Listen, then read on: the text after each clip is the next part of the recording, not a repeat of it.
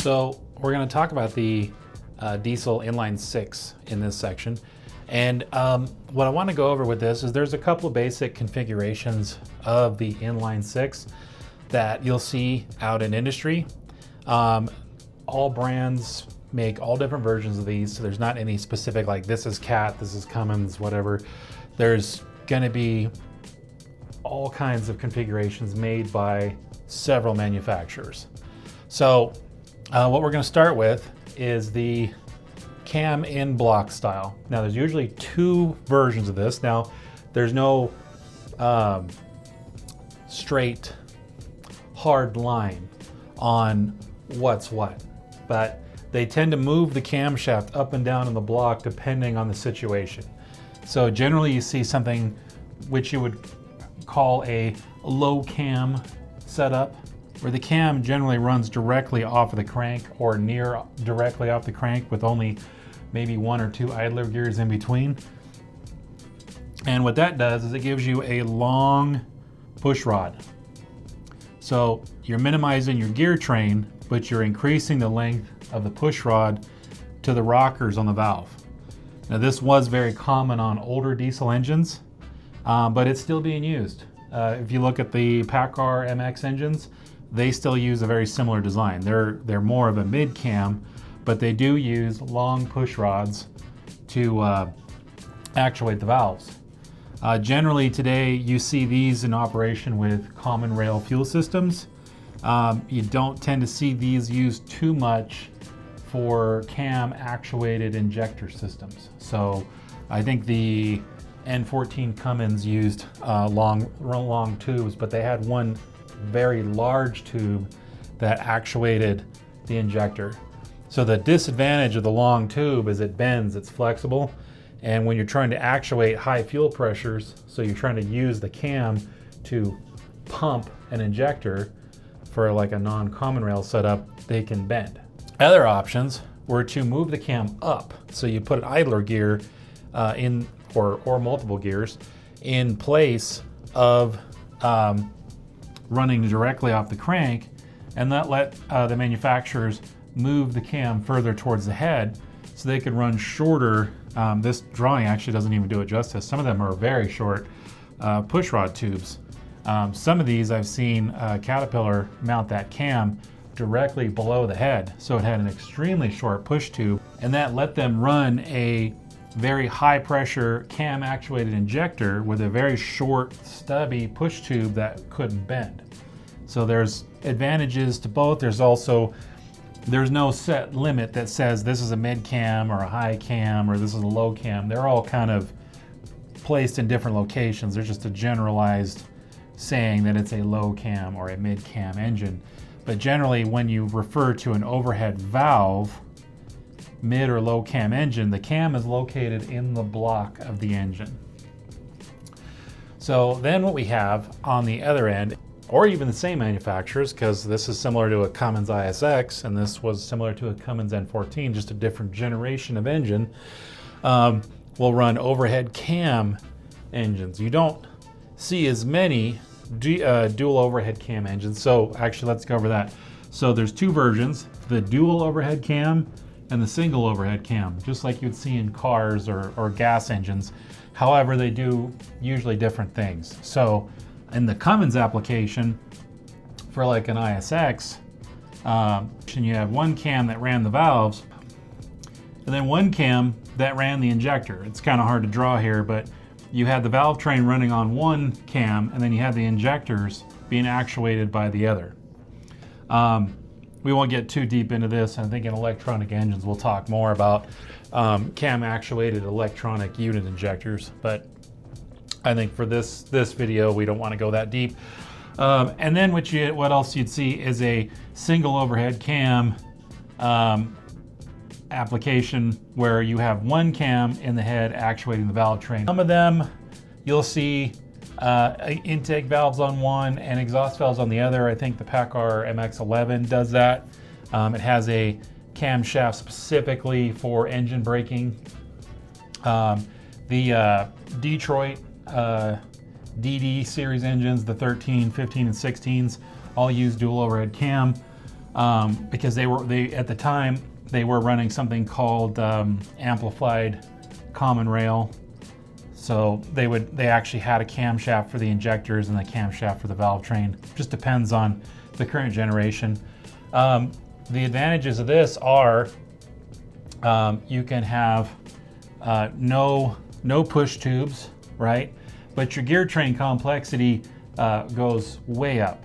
I believe on the current version of the IS, or actually no, it's the X15, there are 5 gears between here and the crank that all circle around here. Now they do all run accessories because they're there for a reason, but there are several idler gears that are in place because it's an evolution of this engine. But we're getting kind of straight off there. So in the inline 6 configuration, you tend to see these 4 versions. I think I would call these two, the mid and the high cam configurations, pretty much one configuration, whether that you call that an overhead valve or a push tube style valve train. And then for these, I think I would call them 2 different styles just because they tend to operate very differently. You'd have your dual overhead cam and your single overhead cam valve trains. Okay, so what we have here is front gear train and rear gear train. And this guy kind of falls in the middle, and we'll go over him in a little bit. So the way things have worked for a while, Caterpillar, Cummins, trying to think who else, Detroit, they tended to run this configuration. It tended to work better in a lot of situations because this being the front, this is where a lot of your accessories rode, and they were easier to get to most of the time. It kind of depends on application. So what you'd have is the back of your engine. You've got your load, whether that's a transmission or a set of pumps or a gear drive. And then in the front, there'd be a housing with all your gears in it that would run your valve train, your compressor, your fuel pump, any parasitic loads like that. It was always in the front. And what that meant is a lot of times if this was at the front of a truck, this end is more accessible because there's a cab, or if it's in a loader, you know, a lot of times the cab would be up here being backwards, the transmission's up this way. So back here would be also more accessible. So access was easier. However, what started happening is the more parasitic loads we had, the more torsional stress we started having on the cranks. And what happens is if your load is here, so your engine's transmitting power to the load, whether that's transmission, gear drive, or pumps or whatever, and you've got resistance on the other end, and it causes torsional stress, and they get noisy.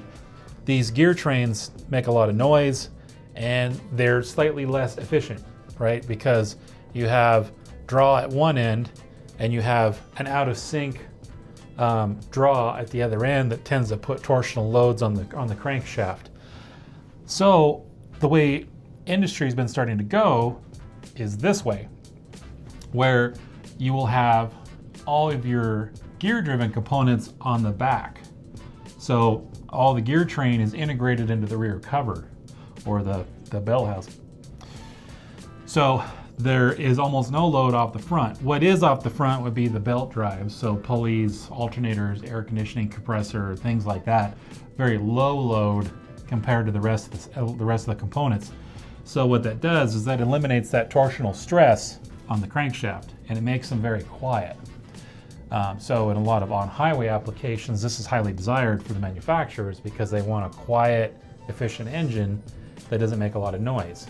And I can tell you from experience, if you got your Cummins X15 out here compared to a PACCAR MX or a Detroit, Detroit does the same thing. They're also rear gear train. These engines are very quiet compared to the old style heavy X15 engine.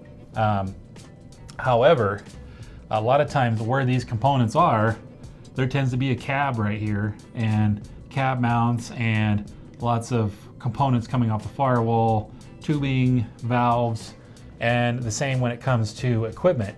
A lot of times if this is in a loader or something equivalent where it's in backwards or it's in the back of the equipment, you know, the cab's here, the frame's here, this is the accessible end. So a lot of times it makes access extremely difficult when it comes to repairing them. Then what we kind of have in between, we're starting to see a lot of this go away.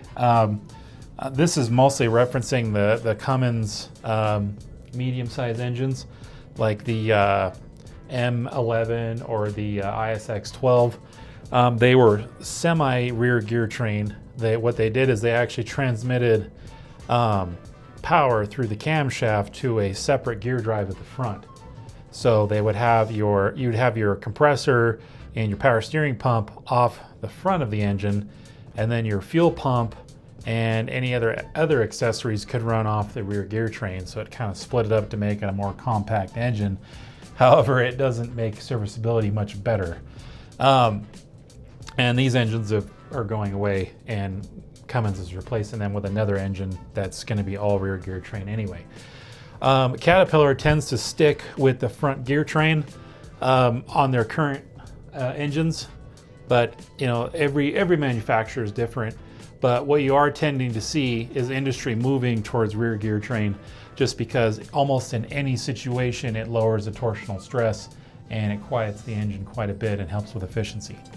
So whether it's 4-cylinder or 6-cylinder, you're going to tend to see industry migrating away from front gear train to rear gear train.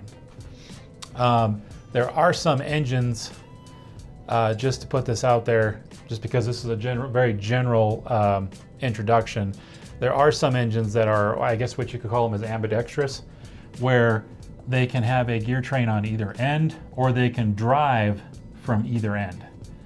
There are certain versions of the QSL9s that can be turned around and basically have a housing on the front. There's several manufacturers that do this for multiple applications. It just depends on what you need as a manufacturer and an OEM.